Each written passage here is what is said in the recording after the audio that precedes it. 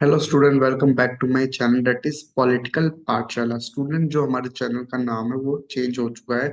उस now the new now now the channel name is political Pathshala and the channel name will be remain now as same, that is political Pathshala. Okay, which is political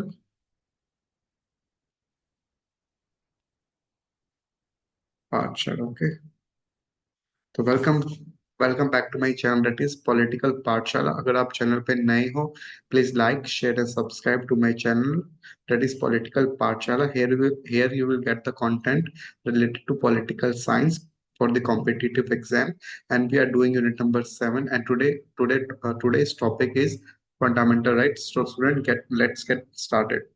Okay, so what is fundamental rights. ठीक है, आज का जो हमारा topic है what is fundamental right. Okay, fundamental rights topic will be cover in two lecture, part 1 and part 2। This is part 1। Okay, fundamental right, basically fundamental right क्या होती है कि इंडिविजुअल है एक कंट्री में, उसको उसको उसको हमें राइट्स प्रोवाइड करने हैं ताकि जो बेसिक राइट्स मिले। वैसे ह्यूमन राइट्स के अंदर हमने पढ़ा था, राइट्स के अंदर वो कैटेगरी के अंदर। तो अब फंडामेंटल राइट्स का क्या लॉजिक है स्टूडेंट? जो फंडामेंटल राइट्स हैं वो क्या एसेंशियल लिबर्टीज हैं और एंटाइटल हैं, guarantee to every citizen by the constitution. ये जो फंडामेंटल राइट्स है किसने दिए हैं? कॉन्स्टिट्यूशन ने दिए। ओके, कॉन्स्टिट्यूशन को दिए, किसको दिए? इंडिविजुअल को। ओके, तो fundamental right basically essential liberties है, फ्रीडम है, एंटाइटलमेंट है, और ये हर इंडिविजुअल को, हर नागरिक है इस देश का, उसको मिले हैं through the constitution okay of the country. These right serve as a back rock of individual freedom. Basically क्या करते हैं, इंडिविजुअल की फ्रीडम सर्व करते हैं। ओके, उनके राइट्स को प्रोटेक्ट करते from the arbitrary state action. मतलब स्टेट उनके राइट्स को मतलब मिसयूज ना करे या उनको वॉलेट ना करे, इससे बचाते हैं। और साथ साथ में ये इंश्योर करते हैं कि जो बेसिक ह्यूमन राइट्स हैं और फ्रीडम उसको प्रमोट किया जाए।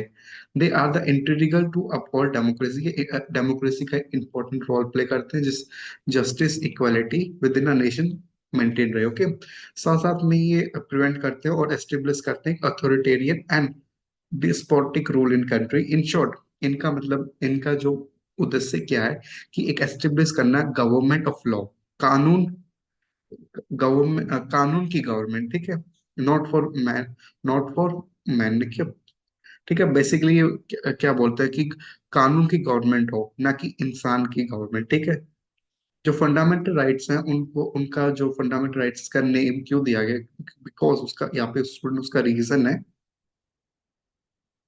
क्योंकि ये गारंटेड है and protected by the constitution. Okay, which is the fundamental law of the land. ठीक है, ये कॉन्स्टिट्यूशन, इन फंडामेंटल राइट्स को फंडामेंटल नेम इसलिए दिया गया है क्योंकि ये गारंटेड है और इनको कौन प्रोटेक्ट करता है? कॉन्स्टिट्यूशन प्रोटेक्ट करता है।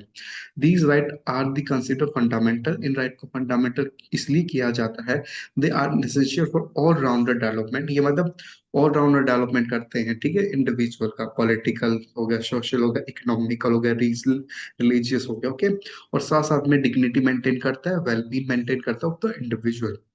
It is because of the military significance that they has been describe as a, और मैग्ना कार्टा ऑफ इंडिया भी इनको बोला जाता है। ठीक है, अब स्टूडेंट यहाँ पर जो है इसका एवोल्यूशन है। ठीक है, evolution of fundamental rights in India, evolution of fundamental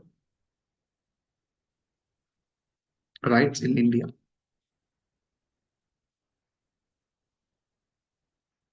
okay, तो 1215 में मैग्ना कार्टा आया था। किसने किया था? किंग जॉन ने, इंग्लैंड में।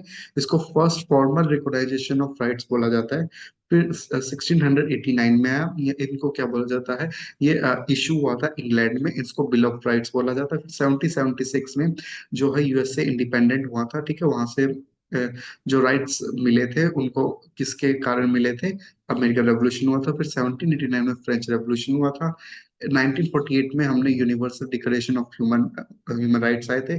1915 में जब इंडिया ने कॉन्स्टिट्यूशन अडॉप्ट किया था, तो ये फंडामेंटल राइट का कंसेप्ट था ना, ये यूएसए की कॉन्स्टिट्यूशन से लिया है। स्टूडेंट, कई बार मैथ्स तो फॉलोइंग में आ जाते हैं कि जो हमारा फंडामेंटल राइट है वो कंसेप्ट आपने कहाँ से बोरो किया। ठीक है, ठीक है, कहाँ से लिया है? तो दैट इज यूएसए से हमने इसको वॉच किया। ओके, तो ये है।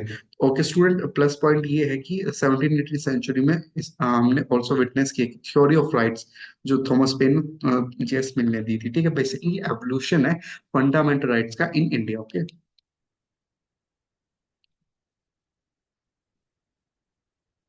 these two slides are clear to students, can I rub? Okay, moving on to the next page. Okay, fundamental rights हमारे under the constitution detail overview हम करते हैं। ठीक है स्टूडेंट, जो प्रोविजन है हमारे फंडामेंटल राइट का मेंशन हमारे आर्टिकल, और स्टूडेंट ये इंपॉर्टेंट कंसेप्ट है, please pay attention. Article 12 to 35। ठीक है, आपको ये और किस में आता है? पार्ट 3 में आता है। टेबल मैच द फॉलोइंग ये भी आता है। ओके, ठीक है,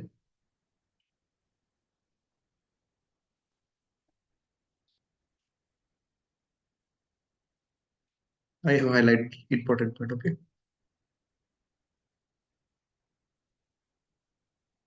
ओके, जो आर्टिकल 12 है वो किस, वो डेफिनेशन देता है स्टेट की। ठीक है, स्टेट की क्या डेफिनेशन है? Okay, the government and parliament of India that is executive legislative organ of union government. जो यूनियन गवर्नमेंट है, जो सेंट्रल गवर्नमेंट है, उसमें क्या होगा? गवर्नमेंट होगी और प्रेसिडेंट और पार्लियामेंट होगा, सॉरी। जो गवर्नमेंट है और लेजिस्लेटर है वो क्या है? एग्जीक्यूटिव और लेजिस्लेटिव ऑर्गन है स्टेट गवर्नमेंट का।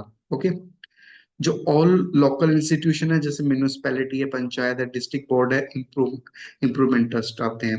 ये हमने बताया, डेफिनेशन बताई हमने स्टेट की। ठीक है, कि स्टेट की डेफिनेशन में ये सब आते हैं।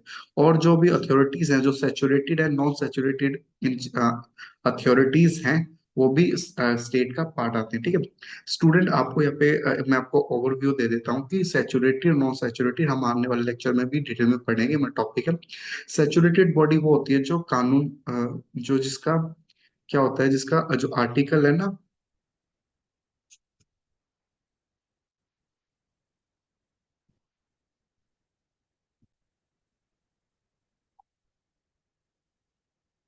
Let me erase the, okay, article नहीं होता। ठीक है स्टूडेंट, जो सैचुरेटेड बॉडी क्या होती है, जो पार्लियामेंट के एक्ट के द्वारा बनाई जाती है। ठीक है, पार्लियामेंट एक्ट के द्वारा बनाई जाती है उसको बोलते हैं सैचुरेटेड बॉडी। और नॉन सैचुरेटेड बॉडी वो होती है जो गवर्नमेंट के डिसीजन से बनाई जाती है, और यहाँ पे कोई पार्लियामेंट में इसका कोई डिस्कशन नहीं होता। ठीक है, गवर्नमेंट के डिसीजन से बनाई जाती है, वो है non saturated body. I hope it is clear to you. Okay, अब स्टूडेंट है आर्टिकल नंबर 13। आर्टिकल नंबर 13 क्या बोलता है? इसमें हमारी जो होती है जुडिशरी रिव्यू की पावर होती है। ठीक है, जुडिशरी रिव्यू। ओके,